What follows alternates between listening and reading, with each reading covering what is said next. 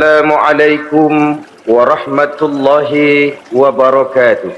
Waalaikumsalam warahmatullahi wabarakatuh. Bismillahirrahmanirrahim. Alhamdulillahi rabbil alamin. Wassalatu wassalamu ala ashrafil anbiya'i wal mursalin, imamil muttaqin, sayyidil ghurril muhajjalin, sayyidina wa maulana Muhammadin wa ala alihi wa ashabihil mujahidin at-tahirin, amma ba'du. Saudara-saudara kaum muslimin rahimakumullah.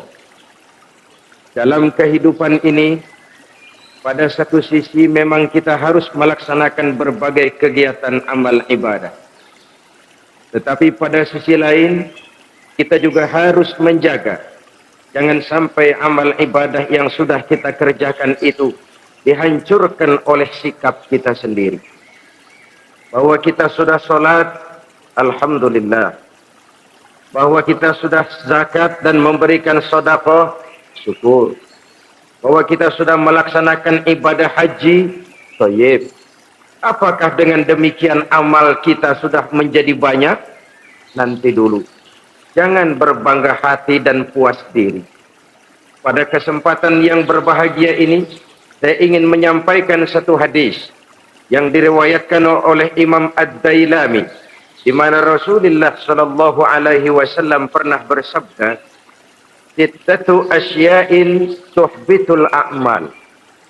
Ada 6 perkara yang bisa menghancurkan amal yang sudah kita kerjakan. Salat yang sudah kita kerjakan itu, zakat yang sudah kita bayarkan itu, haji yang sudah kita tunaikan itu, bisa dihancurkan oleh 6 perkara ini.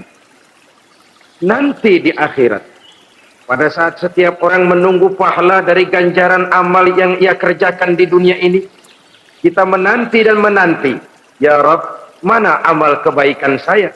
Mana pahala kebajikan yang saya lakukan? Hasilnya tidak ada. Amal yang kita kerjakan dihancurkan oleh sifat-sifat yang akan kita kemukakan pada pertemuan kali ini. Yang pertama yang bisa menghancurkan amal adalah al-istighalu bi'uyubil khalqi. Orang yang terlalu sibuk mencari-cari aib dan kekurangan pada diri orang lain.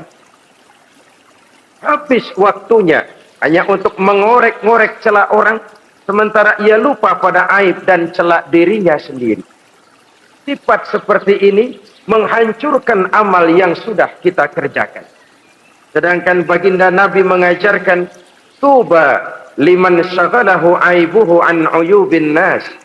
Beruntunglah orang yang kekurangan pada dirinya menyebabkan dia sibuk sampai ia tidak sempat mencari-cari aib dan kekurangan pada diri orang lain. Saudara-saudara kaum muslimin rahimakumullah. Sibuk mencari aib orang tentu bukan dengan tujuan positif. Latar belakangnya kadang-kadang karena jealous, karena hasud, kecemburuan sosial. Sore, pagi, siang, malam kita korek-korek kesalahan orang dengan target hancur martabatnya, jatuh kehormatan dirinya, hilang nama baiknya, dilupakan dan terisolir dari tengah-tengah masyarakat. Perbuatan yang demikian sungguh terlalu amat sangat kejam. Salat kita, puasa kita, haji kita bisa dihancurkan jikalau kita terlalu sibuk mencari-cari aib orang lain. Muslim dengan muslim itu bersaudara. Kalau kita menganggap muslim yang lain adalah saudara kita, maka aibnya adalah aib kita, kekurangannya juga adalah kekurangan kita. Pada saat kita melihat pada dirinya terdapat kekurangan, tugas kitalah menutupi. Ini yang dijamin oleh Nabi, man satara musliman satarahullahu fid dunya wal akhirah. Siapa yang menutupi aib dan celah orang-orang beriman, Allah akan menutupi aib dan celaknya di hari akhirat nanti. Zaman sekarang, zaman gosip, zaman sekarang, zaman isu. Sehingga hal yang 1 meter pun dapat jadi 5 meter. Yang 5 meter dapat saja menjadi 10 meter. Kita sibuk membumbui hal-hal yang kita tidak tahu duduk perkara yang sebenarnya. Bahkan lebih celaka, kadang-kadang kita malah sok tahu. Memberikan vonis dari sudut pandang kita sendiri. Adalah tidak bijaksana jika kita mengukur baju orang lain dengan badan sendiri. Baju orang lain kita ukur pakai badan kita, tentu saja enggak pas. Begitulah, terlalu sibuk mencari-cari aib orang lain, menghancurkan amal ibadah yang sudah kita kerjakan. Na'udzubillah, summa na'udzubillah. Kadang-kadang hadir majelis taklim di pengajian, ngaji setengah jam, ngomongin orang 2 jam setengah. Tekor, defisit, belum bergeser dari majelis taklim. Ini kan penyakit rohani, di mana kedudukan kita antara sesama muslim bagaikan satu tubuh. Kalau yang satu sakit, yang lain ikut merasakan sakit. Yang satu terhina, yang lain ikut merasakan terhina. Jadi pada saat kita melihat aib orang lain, kita ceritakan di mana-mana, kita bongkar di mana-mana, tentu satu hal yang jelas, kita tidak senang kepada orang itu. Kita tidak senang kepada orang itu. Dan kalau sudah tidak senang, maka fungsi persaudaraan bisa berubah menjadi permusuhan. Oleh sebab itu, kalau ada 2 orang berselisih, boleh kita bohong untuk mendamaikan 2 orang tadi. Misalnya si A sama si B berantem nih, jengkel, marah-marahan. Saudara datang ke rumah si A. A, saya dengar kamu lagi marahan sama B. Iya itu si B, kurang ajar. Bangsat, bajingan, pengik. Pokoknya kalau ketemu, awas. Ah, saya kira sih nggak begitu. A, tadi saya ketemu B, dia bilang malah kangen sama sampean. Dia pengen ketemu, ingat masa lalu zaman sebantal berdua, sebatang rokok berdua. Dia kangen pengen ketemu. Padahal si B nggak ngomong apa-apa sama saya. Saya olah sedemikian rupa sampai si A tenang. A tenang, saya datang ke rumah B. B, katanya kamu lagi marahan sama si A. Iya tuh, A, kunyuk monyet. Udahlah, pokoknya kalau ketemu dia saya hantam habis. Ah, barusan saya ketemu si A, dia bilang pengen ketemu ente. Pengen ngobrol kayak dulu, mengembalikan keharmonisan yang hilang, mengembalikan kehangatan persaudaraan yang lenyap.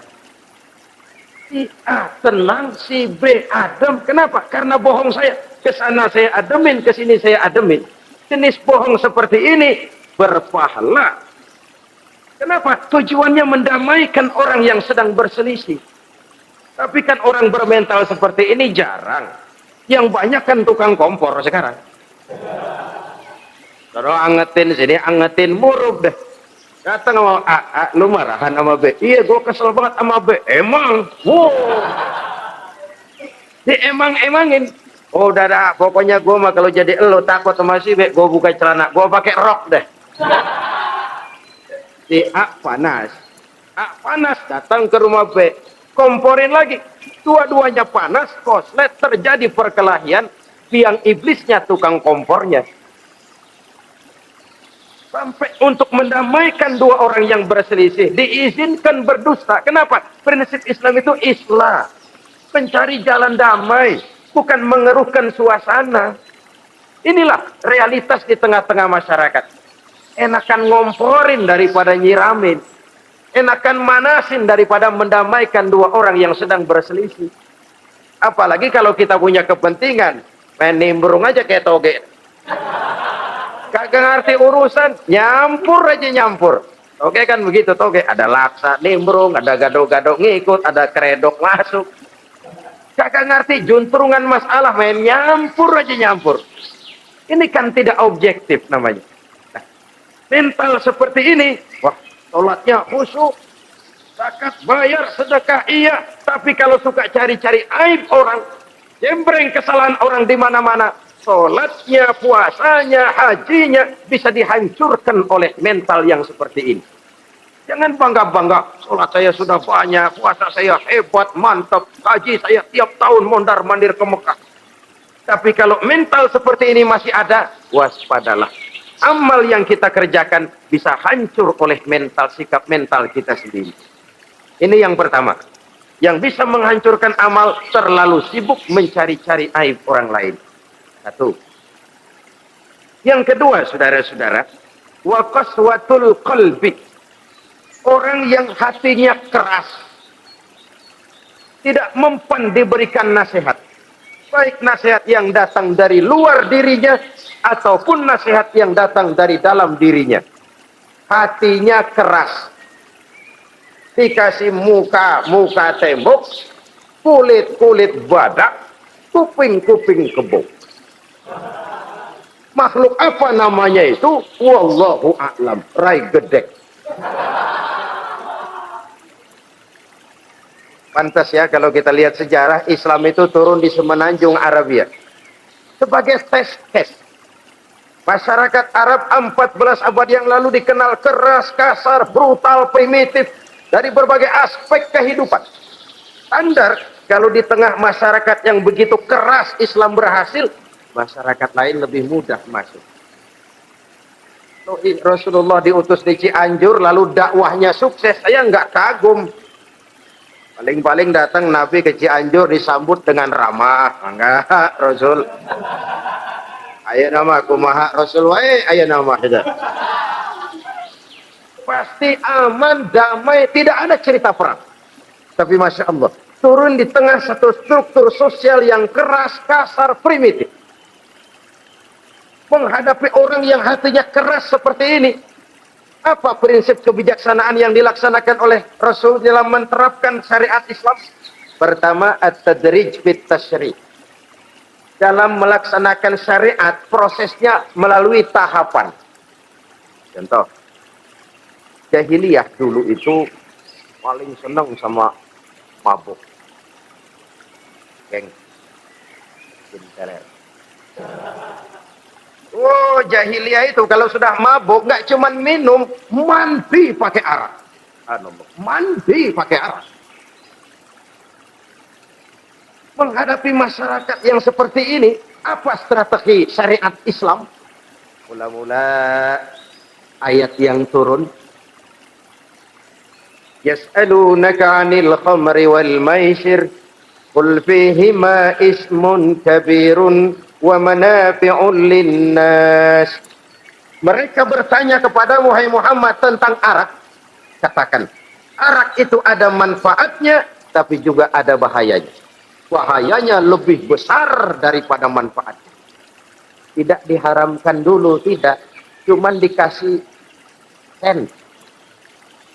Teler emang enak. Melayang ke langit. Cuman ada bahayanya. Bahayanya lebih besar daripada manfaatnya. Dikasih gambaran, dikasih sen. Tidak diharamkan mutlak dulu, tidak. Bertahap dikit dulu. Nih. Urusannya begini nih. Ada manfaatnya, tapi ada bahayanya. Bahayanya lebih besar daripada manfaatnya. Rasio berpikir. Setelah tahu bahayanya lebih besar, kan dikit-dikit mulain jauh. Mulain ngurangin, jaga jarak. Setelah ada jarak, turun peringatan kedua. La taqrabus salata wa antum sukara. Jangan dekati sholat kalau kamu lagi mabuk. Sholat sehari semalam 5 kali. Berarti 5 kali mereka harus jaga diri. Jangan sampai mabuk. Makin jauh. Setelah jauh sekali, kira-kira tidak goyah, turun vonis. Innamal khamru wal maisir wal ansab wal azlamu rijsun min amali syaitan fajtanibu la'allakum tuflihun. Arak itu najis, kotor, perbuatan setan. Jauhi, pasti kamu akan beruntung. Baru timbul hukum haramnya. Orang udah nggak kaget. Kenapa? Pagi-pagi udah dikasih sen. Bahayanya lebih besar. Kalau sholat jangan, kalau mabuk jangan mendekati sholat. Makin jauh. Ini tahapan. Sama juga kita kan.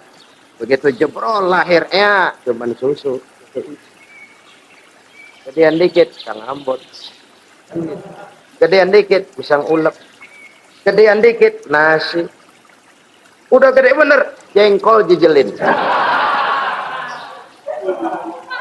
Proses. Coba bayi begitu lahir kasih pisang batu. Teng-teng. Gak kuat. menerima, belum waktunya. Ini proses yang dilaksanakan oleh strategi syariat Islam untuk mengobati penyakit qaswatul qalbi ini, keras hati.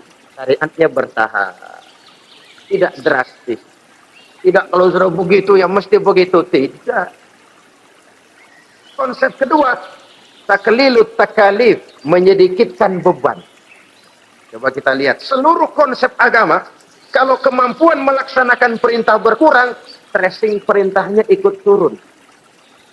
Angkat tuh beras 100 kilo. Nggak kuat pak, 30 kilo dulu deh.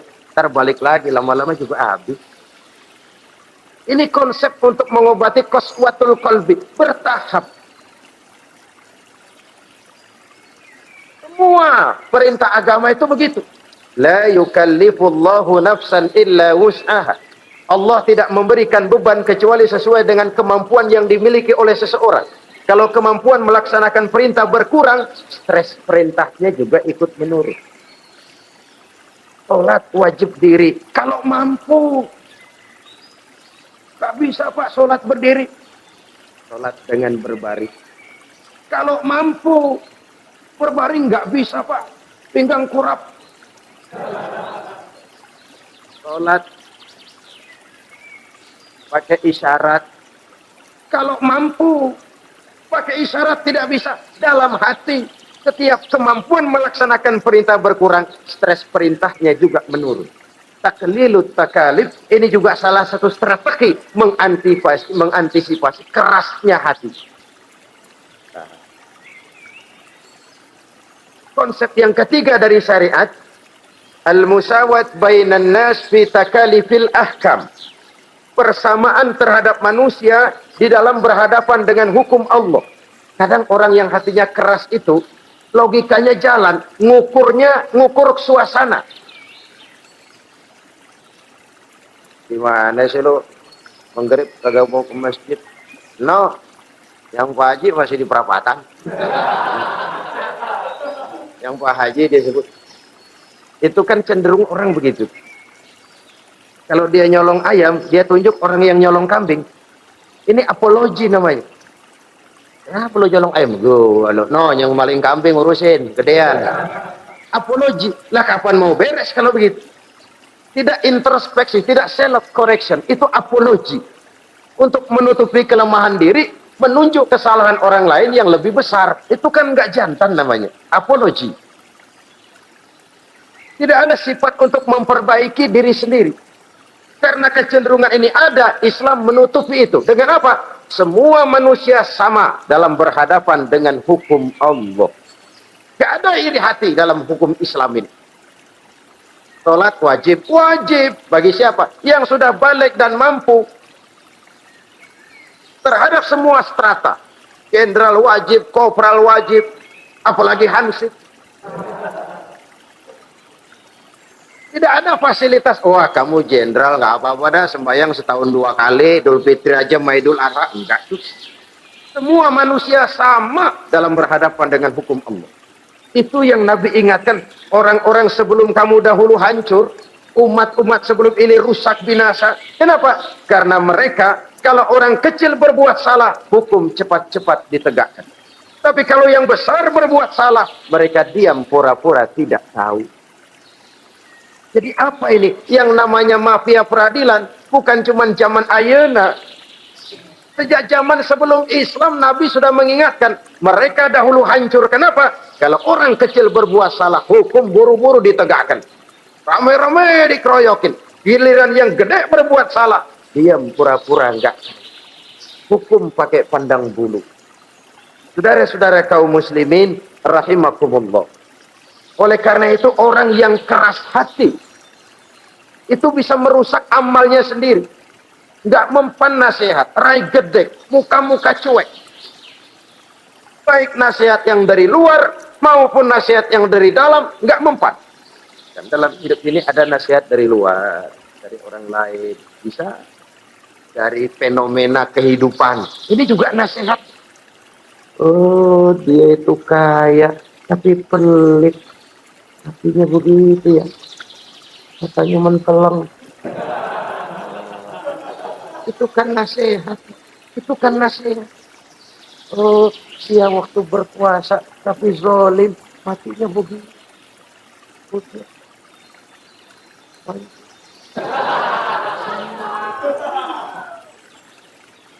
Fenomena kehidupan yang kita lihat, yang kita dengar, yang kita saksikan, itu semuanya bisa nasihat. Unzuru kaifa kana akibatul mukadzibin. Lihat kehidupan ini. Dunia ini kan sebuah sekolahan besar. Semua yang kita lihat, kita saksikan, kita pelajari bisa jadi contoh buat kita. Orang yang bijak yang bisa mengambil hikmah dari manapun datangnya. Baik dari yang baik maupun yang dari yang tidak baik. Saudara-saudara kaum muslimin rahimakumullah, nasihat yang datang dari luar, dari orang atau dari fenomena kehidupan, atau nasihat yang tumbuh dari dalam diri sendiri, perubahan organisme tubuh, itu kan nasihat. Ya Allah, sekarang cantik jelita, iya sedang sweet 17-an. Rambutnya hitam ikal berderai, iya semua memuji. Alisnya katanya laksana semut beriring, dagunya bak pauh dilayang. Kalau dia senyum semua orang terpesona. Sekarang 50 tahun yang akan datang coba senyum, kabur orang. Fenomena kehidupan. Apa yang tidak berakhir? Kenapa harus keras hati?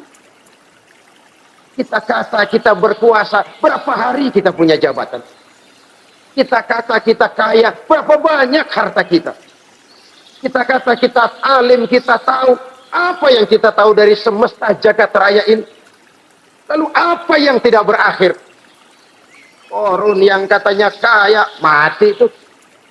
Fir'aun yang katanya gagah, mati. Napoleon Bonaparte, the Lion of Europe, singa daratan Eropa, mati. Saking mati, mati.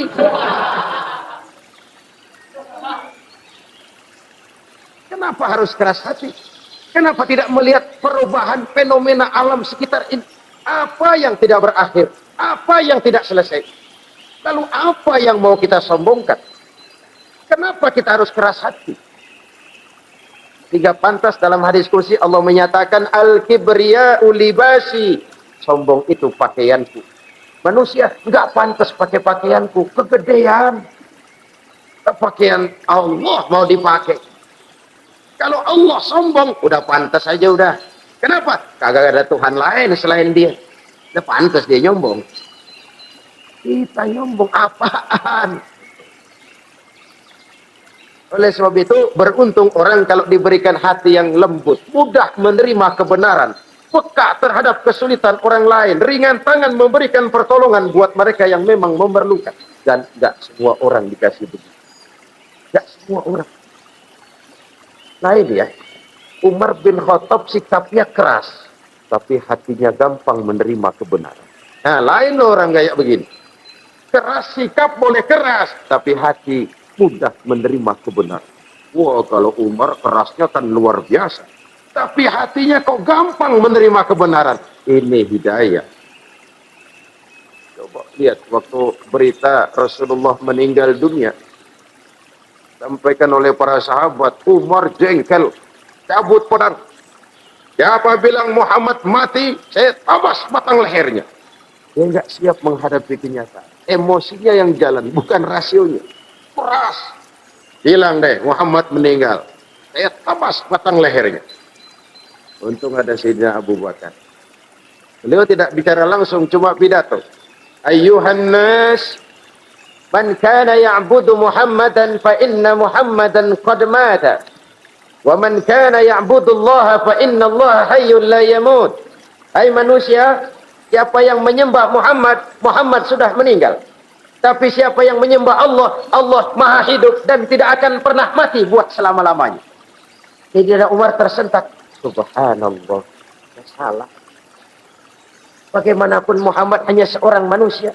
Saya cinta dia, saya suka dia, nyawa saya pertaruhkan untuk dia. Tapi dia manusia dan saya tidak menyembah Muhammad. Ia sadar akan kekeliruannya, berlinang air matanya. Keras sikapnya, tapi lembut hatinya. Nah, yang kayak begini, bagus. Sudah sikap keras, hati keras, yaitu tadi. Muka tembok, kulit buadak, kuping kebo. Diapain aja udah nggak mempan aja udah. Susah yang kayak begini. Saudara-saudara, ma'asyiral muslimin rahimakumullah. Jadi yang kedua yang bisa menghancurkan amal kita, orang yang hatinya keras. Wah. Yang ketiga sekarang, yang bisa menghancurkan amal kita itu wa hubbud dunya. Orang yang terlalu cinta kepada dunia. Nih, pakai kalimat terlalu ya. Kalau sekadar cinta kepada dunia, why not? Kita cinta anak dan istri, wajar. Kita cinta harta benda, tentu. Kita cinta sanak famili dan seluruh handai tolan, memang. Kita juga cinta kepada bangsa dan tanah air. Itu bagian dari iman, persilahkan. Yang tidak boleh itu kalau sudah pakai kalimat terlalu. Terlalu. Sebab kalau sudah terlalu, itu sudah di luar kontrol. Orang lalu menghalalkan segala cara. Terlalu cinta kepada jabatan. Akhirnya bergeser. Salat menghadap Allah. Dengar mau pindah jabatan ke tempat kering, gerasak gerusuk nyari dukun. Ini kan namanya iya kanak budu wa dukun nasta'in. Nggak bisa wong itu satu paket. Kalau iya kena budu wa iya kena nasta'in. Kalau hanya kepadamu ya Allah kami menyembah, hanya kepadamu kami minta tolong. Ini paket, jangan dipisah-pisah. Menyembahnya kepada Allah, minta tolongnya kepada yang lain. Sinkret, bercampur.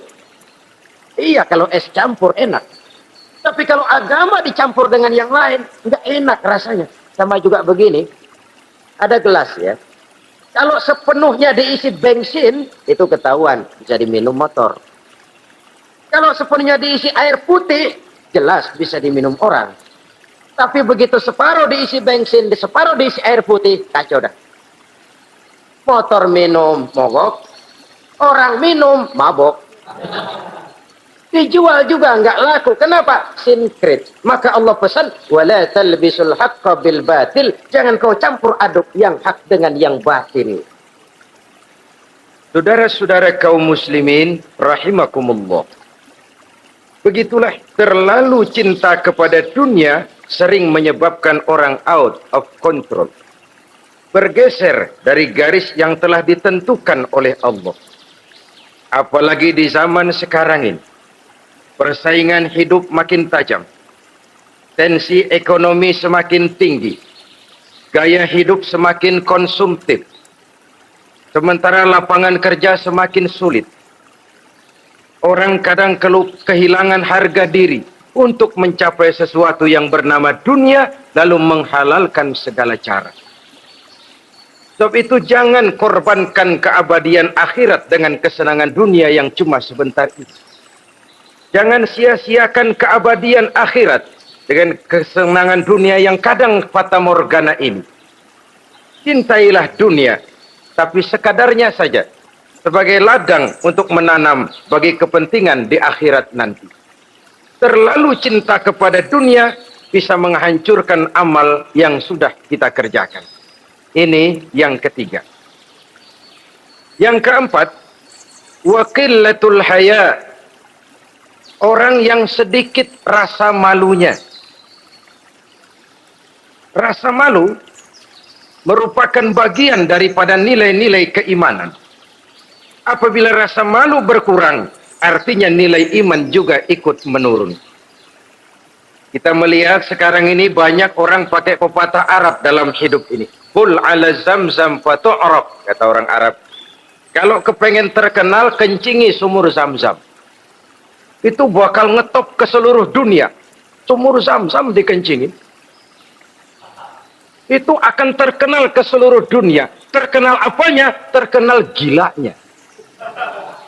Jadi apa maksud pepatah ini? Kalau pengen cepat terkenal, bikin yang aneh-aneh. Yang orang lain nggak kerjain, kerjain. Yang orang lain nggak pakai, pakai. Nanti kan aneh, dilihat orang. Kalau dilihat orang kan cepat ngetop. Pantas apa tidak nomor 18. Yang penting terkenal aja dulu dah. Artinya apa? Rasa malu dikuburin. Rasa malu disingkirin.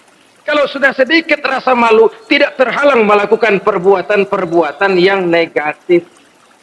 Satu contoh. Tujuan utama diperintahkan berpakaian itu kan menutup aurat.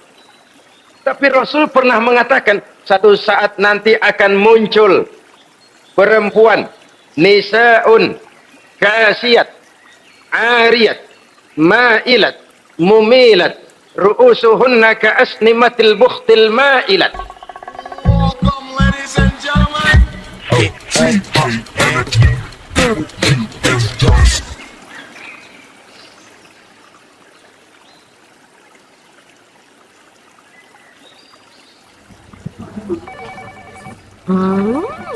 What is it? Ooh, a new chocolate product by the Integral CJ's Management. What chocolate? No, my girl. It's a new CJ's brand. Kepalanya ditata begitu rupa persis kayak punggung onta. Itu rambut lagu apa tahu deh. Ini kan fenomena berpakaian tapi telanjang. Kenapa? Yang dikejar mode, yang dikejar merek.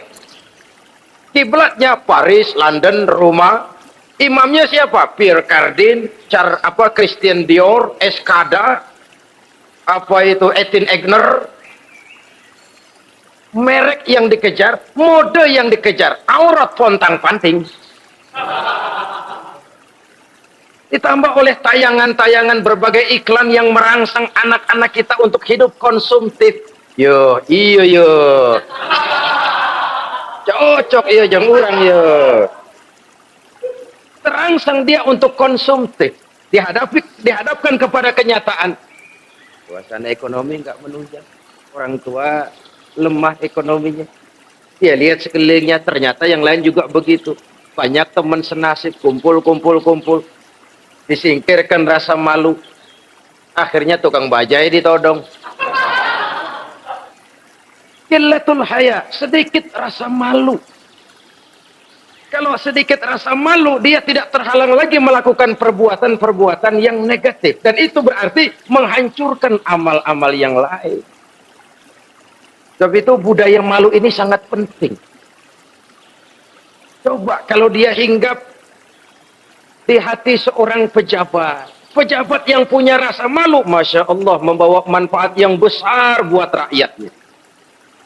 Contoh saja ya, di Jepang itu ada Perdana Menteri Hosokawa, saudara-saudara dengar. Baru 8 bulan jadi Perdana Menteri. Dia dijuluki Mr. Clean, Mr. Bersih. Diisukan terlibat skandal, cuma 4-6 miliar rupiah. Itu pun buat kampanye kemenangan partainya. Diisukan begitu rupa, malu Hosokawa. Malu, mengundurkan diri, baru 8 bulan jadi Perdana Menteri. Mundur, malu. Padahal Hosokawa nggak kenal ketuhanan yang Maha Esa. Nggak kenal. Tapi budaya malunya luar biasa. Nah, kalau sudah pejabat nggak punya malu, habis. Kan sekarang umpamanya nih, ada impres desa tertinggal, disunatin. Sampai marah betul itu Bapak. Para pimpinan negara kita itu tidak ada maaf bagi pejabat yang nyunatin identitas. Kenapa? Kan tipis rasa malu. Turun dari atas sunatin, turun ke bawah sunatin, turun ke bawah sunatin lagi, nyampe bawah tetelan doang dikit banget. Kebanyakan tukang sunat, saudara-saudara. Budaya malu yang nipis. Orang kaya kalau punya budaya malu, bawa rahmat bagi lingkungannya. Ulama kalau punya rasa malu, nggak jual ayat menghalalkan yang haram, mengharamkan yang halal. Bagaimana Kiai? Haram karena belum dapat bagian. Begitu dapat jatah, haram dikit dah. Kiamat umat kalau sudah kayak begini. Budaya malu di segala strata sekarang ini menipis. Dan itu tentu berangkat dari kualitas keimanan. Ini yang perlu dipompa ke permukaan. Dan dilematis memang sering terjadi. Satu contoh, pada satu sisi kita menggalakkan proyek pariwisata. It's okay, kita perlu devisa. Tapi pada sisi lain kita harus menjaga nilai-nilai luhur dari budaya bangsa kita. Jangan sampai kemasukan wisata mancanegara, lalu budaya mereka yang tidak sesuai juga ikut kita serap. Bule masuk ke Indonesia, pakaian seenaknya, dia mau udah pantas aja udah. Perempuan ayab-ayaban ke pasar pakai kutang doang, bule pantas aja. Bocah kita ayab-ayaban ke pasar pakai kos kutang, perempuan mana panok melulu.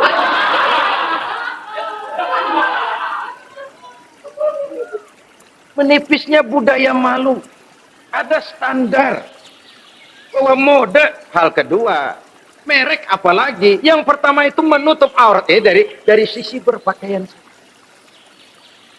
Kalau anak-anak kita diracuni oleh yang namanya mode, diracuni oleh yang namanya merek, dia akan terbuai hidup dalam alam kepalsuan. Sekarang ini hidung pesek bisa dibikin main. Kulit keriput jadi kencang. Operasi plastik. Pada sisi lain pengaruh duit juga luar biasa. Di aki-aki keriput kalau habis gusuran kenceng lagi. Pasaran keras lagi. Oleh sebab itu budaya malu ini perlu kita kembangkan. Supaya di semua strata sosial memiliki budaya yang namanya malu. Sederhana memang, tapi tidak semudah mengucapkannya. Sampai-sampai dijadikan taruhan al-haya'u minal iman. Rasa malu itu bagian daripada iman. Dan malu yang tertinggi, kalau sudah punya malu kepada Allah, itu puncak. Puncaknya di situ. Kalau cuma malu sama mertua, ngaling aja dikit, dia kagak tahu deh. Kalau cuma malu kepada petugas keamanan, terlalu banyak tempat yang mereka nggak lihat. Tapi kalau sudah budaya malu kepada Allah, tidak sejengkal tanah pun terhalang dari pengetahuan Allah. Ini nanti juga punya pengaruh sosial. Yang kontrol sekarang juga sudah renggang. Dulu kalau ada hal yang dianggap aib, satu kampung tahu. Malunya selebar awak. Sekarang budaya hidup sudah individualis. Tetangga mau apa kayak cuek aja udah. Akhirnya orang anteng lah, nggak apa-apa ini dah, tenang aja dah, besok berubah aja lagi. Sosial kontrol juga sudah agak renggang sekarang ini. Kalau dulu orang punya rasa sosial kontrol yang begitu dekat. Oleh sebab itu, budaya malu merupakan bagian daripada iman. Orang yang sedikit rasa malunya bisa lepas kontrol. Kalau dia sudah lepas kontrol, dia bisa melakukan hal-hal yang merusak amal perbuatannya sendiri. Oleh karena itu, pada pertemuan kali ini, saya juga mengajak, mari kita tumbuh kembangkan budaya malu ini. Saudara-saudara kaum muslimin rahimakumullah. Yang kelima, yang bisa menghancurkan amal kita, watulul amal. Orang yang terlalu panjang angan-angannya. Hidup dalam bayangan. Kakinya tercabut dari alam realitas. Mengharap burung terbang tinggi, tapi punai di tangan cepat-cepat dilepas. Akhirnya burung di tangan terlepas, punai juga tidak datang. Terlalu panjang angan-angan. Hidup cuma nunggu keajaiban. Yang diwiridin jikalau. Orang sudah kemana-mana, dia masih anteng. Jikalau, andai kata, umpama misal. Islam bukan agama orang pemalas yang selesai sholat lalu berpangku tangan. Ada orang yang cuma sujud saja rezekinya mengalir. Ada. Ada orang yang cuma munajat di keheningan malam. Rezekinya mengucur. Ada. Tapi kan bukan kelas kita. Itu kelas antara dia dengan Allah, tidak ada jarak lagi. Orang-orang yang batinnya bersih. Doanya didengar. Permohonannya dikabulkan. Permintaannya cash. Kalau kita bisa bayang cuma nada doang, nggak mau usaha, paling banter orang undang tahlil kita. sebesek campur geretan dulu. Kita ini tahap yang bekerja, berusaha, berdoa, tawakal. Pernah dalam satu sholat Jumat Rasulullah di masjid, ada seorang sahabat Badui datang dari pedalaman mau sholat Jumat, turun dari onta cepat-cepat masuk ke masjid. Ditegur oleh Rasul, ontamu sudah kamu ikat? Belum ya Rasul. Kenapa? Saya tawakal kepada Allah. Marah Rasul. Keluar, ikat ontamu, masuk lagi ke masjid, baru tawakal. Sederhana sekali, tapi inilah gambaran kehidupan. Ikat ontamu baik-baik, baru tawakal. Kalau nggak diikat, udah tawakal, terus hilang, tawakalnya salah. Sudah diikat rapi-rapi, masih hilang juga. Nah, tawakalnya benar. Sudah usaha, sudah ikhtiar, kok hilang juga. Gambarannya sederhana. Ikat ontamu baik-baik, lalu masuk ke masjid, barulah engkau bertawakal. Jangan onta dibiarin keliaran, lalu tawakal. Tawakalnya yang salah. Saudara-saudara kaum muslimin, rahimakumullah. Islam mengajarkan keseimbangan. Kita wajib berusaha, tapi tidak wajib untuk berhasil. Hasil itu hak prerogatifnya Allah. Berusahalah sebagaimana harusnya di satu sisi, tapi minta tolonglah kepada Allah di sisi lain. Ada keseimbangan. Orang yang terlalu panjang angan-angannya biasanya malas bekerja. Terangsang ngejar kerjaan yang gede, yang kecil kagak dikerjain. Akhirnya yang kecil lewat, yang gede kagak datang. Padahal rezeki itu kan yang penting mudawamahnya ya, rutinnya. Biar banyak tapi begitu sekali datang banyak, begitu stop 10 tahun kagak datang terus. Sengsara juga. Yang penting mudawamah, continue-nya itu. Biarin duit sih banyak, asal rutin aja. Gak apa-apa. Tulul amal, terlalu panjang angan-angan. Hidup di alam bayangan. Terlepas kaki dari akar kenyataan. Hidup ini kan kenyataan, harus dihadapi secara nyata. Islam ini agama yang wajar, hiduplah secara wajar. Jangan melakukan sesuatu yang memang bukan makom kita di situ. Artinya apa? Kalau memang kita cangkir, lalu minta air seember, kan lebihnya mubazir. Cangkir, minta air diisiin seember. Buat apa lebihnya?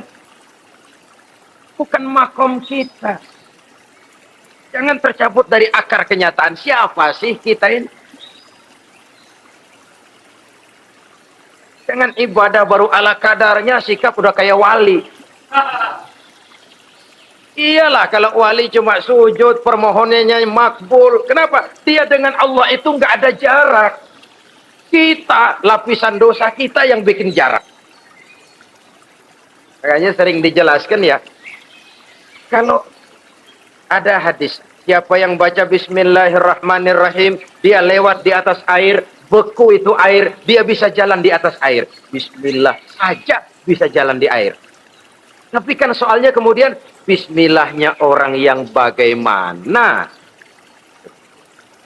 Model kita, maaf lah, 1000 kali baca Bismillah, lewat di empang tenggelam kita. Bukan Bismillahnya yang lain. Yang baca mentalnya, pribadinya yang lain. Makom kita belum di situ. Kalau memang makom kita masih harus berusaha. Bahwa nanti Allah berikan rizki lewat jalan yang tidak kita sangka-sangka. Itu sih urusan Allah. Itu sih haknya Allah. Tapi urusan kita harus berusaha sebagaimana harusnya. Kita berusaha. Ya, emang jodoh dari Tuhan, apanya pakai nyari, lah juga aja datang cuma nenek-nenek kali.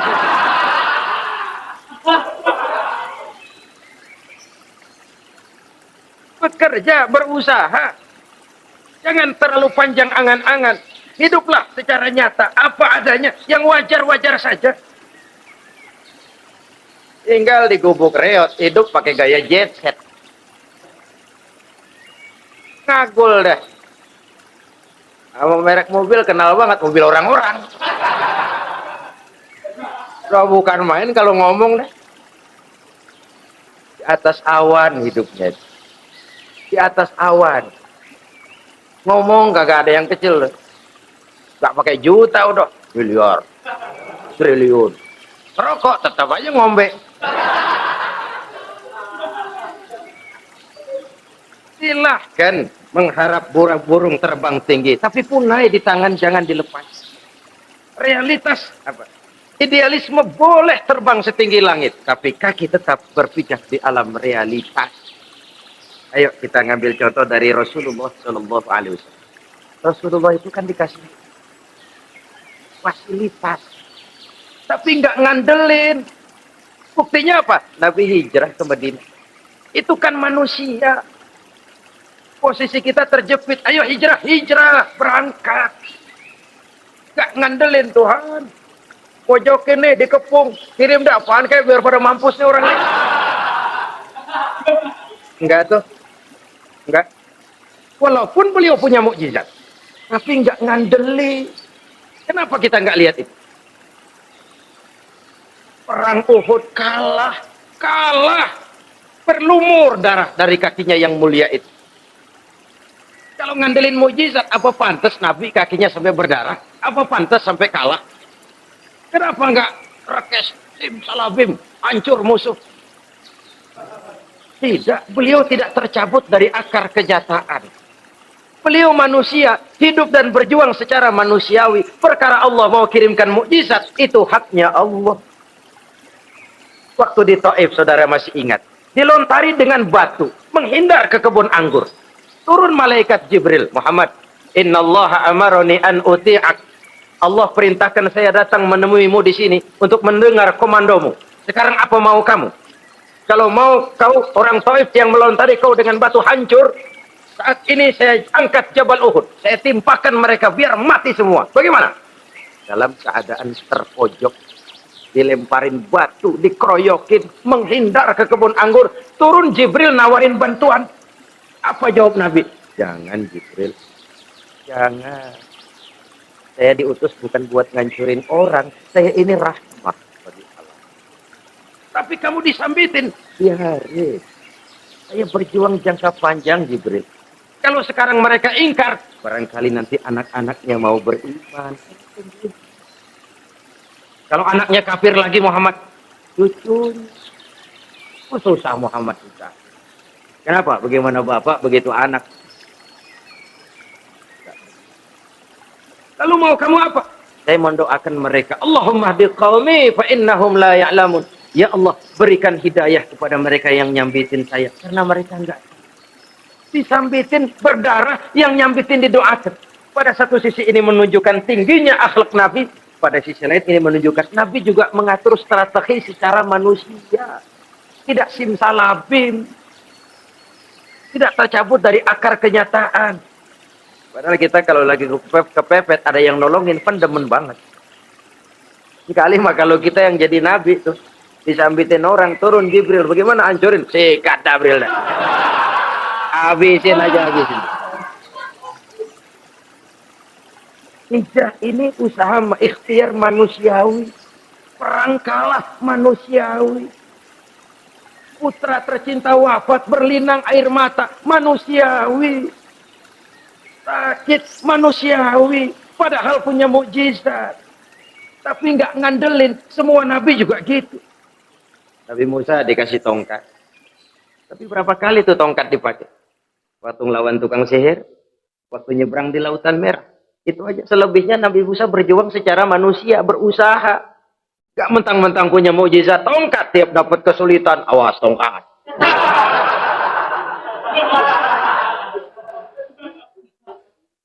Utuh manusiawi. Ini Rasul. Kenapa kita nggak lihat itu? Kenapa kita lalu tercabut dari akar kenyataan dan hidup dalam khayalan? Sampai di satu anekdot yang menyentuh. Sekarang ini akibat tayangan-tayangan televisi begitu rupa. Ada seorang bapak ditanya sama anaknya. Pak, Tuhan sama Batman kuatan mana sih? Logikanya sudah dipenuhi oleh gambaran Batman. Bahwa Batman itu kuat, gagah, menolong yang lemah. Timbul logika. Kuatan mana sama Tuhan katanya. Pengaruh yang dia lihat itu membentuk opini. Sama juga sekarang coba lihat ibu-ibu. Kalau udah Cassandra, itu masakan ditinggal tuh angus di dapur. Angit tuh tempe. Saudara-saudara kaum muslimin, rahimakumullah. Begitulah yang kelima, yang bisa menghancurkan amal kalau orang terlalu panjang angan-angan. Hiduplah secara wajar karena Islam memang agama yang wajar. Jangan melakukan sesuatu yang memang bukan makom kita di situ. Jangan melakukan sesuatu yang memang bukan posisi kita di situ. Kullun ya'mal ala syakilatih. Jangan minta ayam menggonggong. Jangan minta kambing mengeong. Bukan bagiannya. Bukan bidangnya. Sama juga orang ngomong, apaan mubalik kerjanya ngomong doang. Sekarang kan zaman pembangunan. Mana ada mubalik ngurus irigasi. Nah, kalau mubalik ngurus irigasi, apa lurah mau ngajar fikih? Jangan tercabut dari akar kenyataan. Toh, prinsip modern saja mengajarkan the right man on the right job. The right man on the right place. Orang harus ditempatkan sesuai dengan bidangnya. Jangan tercabut dari akar kenyataan. Inilah kita. Dan inilah yang harus kita lakukan. Hidup ini kenyataan. Hadapilah secara nyata. Perkara Allah mau membuat yang lain. Itu hak prerogatif Allah. Bukan urusan kita. Yang terakhir saudara. Yang keenam yang bisa menghancurkan amal kita. Wa zalimun la yantahi. Perbuatan zalim yang tidak sanggup dihentikan. Zalim kepada Allah. Zalim kepada makhluk. Atau zalim kepada diri sendiri. Ada orang zalim kepada Allah. Begini banyak nikmat yang diberikan Allah. Nggak sanggup dah kita ngitungnya. Dari bangun tidur sampai tidur lagi nikmat nggak pernah berhenti itu. Bahkan kita tidur sendiri. Sadar nggak kita waktu tidur nggak berdaya? Coba ketika kita ngorok pulas, andai kata kecoa 16 masuk ke kuping kita. Siapa yang mau jagain? Siapa yang mau jagain? Nikmat. Belum pernah nikmat Allah berhenti. Begini banyak nikmat yang diberikan. Dan Allah cuma minta satu. Syukuri nikmat itu. Kalau kamu syukuri, aku tambah. Kalau kamu ingkar, asal tahu saja azabku itu pedih, kata Allah. Orang yang zalim kepada Allah. Orang yang tiap hari memakan nikmat Allah. Tapi enggak pernah mensyukurinya. Akaltum ni'mata rabbikum walam tashkurulah. Kamu makan nikmat Tuhanmu. Tapi enggak pernah kamu bersyukur kepadanya. Itu zalim kepada Allah. Pak, dalam hidup ini kan kita dikasih waktu 24 jam sehari semalam. Sehari semalam, 24 jam. 24 jam itu Allah kan nggak minta semua. 5 waktu saja kau lapor kepada aku. Sholat. Sholat kalau bagus, 10 menit kan. Taruh dah tuh, sholat bagus. Kilat, 5 menit dah. Kilat khusus 2 menit. Cepet dia nggak pakai perangko. Taruhlah yang menengah kita ambil 5 menit. Kalau 5 waktu, 5 kali 25, 5 kali 5 berarti 25 menit untuk lapor. Hei manusia, aku kasih kau hidup 24 jam. 25 menit kau lapor. Banyak yang berat. Padahal sisanya masih 23 jam 35 menit. Buah gambaran zalim kepada Allah. Padahal zalim kepada Allah yang rugi bukan Allah. Se-ASEAN tidak ada yang sujud. Apa Allah tekor? Apa Allah lalu berhenti jadi Tuhan? Apa Allah lalu jadi lemah? Tidak. Zalim kepada Allah artinya juga zalim kepada diri sendiri. Lalu zalim kepada sesama makhluk. Kadang tidak kita sengaja. Karena itu dalam Islam tidak ada kebebasan mandiri. Ya contohnya ya, kita beli radio, kita setel di rumah kita sekeras-kerasnya. Terus dalam hati nih, radio gue, beli gue, pakai duit gue setel di rumah gue, sekeras-kerasnya. Urusan apa sama orang? Kata kita, tetangga kita kan boleh juga ngomong begitu. mata gue. Yang ngantuk gue. Gue tidur di kamar gue. Apa suara radio lu masuk kemari? Ini kebebasan saya nyetel radio dibatasi oleh kebebasan tetangga saya yang mau tidur. Kalau saya perturutkan nafsu saya sudah zalim kepada dia. Zalim kepada orang lain. Dan yang banyak tidak kita sadari, zalim kepada diri sendiri. Membiarkan diri hanyut dalam munkarat dan tanpa ada usaha untuk menghentikannya. Tidak ada orang yang bisa mencelakakan diri kita terus-menerus kalau bukan diri kita sendiri. Tidak ada yang bisa menyelamatkan diri kita kalau bukan kemauan kita yang tinggi untuk menyelamatkannya. Allah sudah ciptakan kita dalam bentuk yang paling mulia. Fi ahsani taqwim. Dari sekian banyak makhluk yang diciptakan Allah, tidak ada yang sekomplit, seindah, secantik manusia. Ini harus dijaga. Jangan posisi yang sudah tinggi ini kita rendahkan sendiri. Fi ahsani taqwim posisi kita. Tapi kita rendahkan. Kita kembali asfala safilin. Posisi yang paling rendah. Kita zalimi diri kita sendiri. Karena itu, zalim kepada Allah, zalim kepada orang lain, zalim kepada diri sendiri, akarnya sama, mendatangkan kerugian. Dan bisa merusak amal yang sudah kita kerjakan. Oleh karena itu, mari sama-sama kita berusaha. Pada satu sisi kita melaksanakan amal ibadah sebagaimana yang seharusnya, tapi pada sisi lain kita menjaga nilai-nilai ibadah. Jangan sampai hancur oleh perbuatan kita sendiri. Sekianlah jumpa kita kali ini. Insya Allah kita lanjutkan di lain kesempatan. Terima kasih atas segala perhatian. Mohon maaf atas segala kekurangan. Usikum wa nafsi bitaqwallah. Wassalamualaikum warahmatullahi wabarakatuh.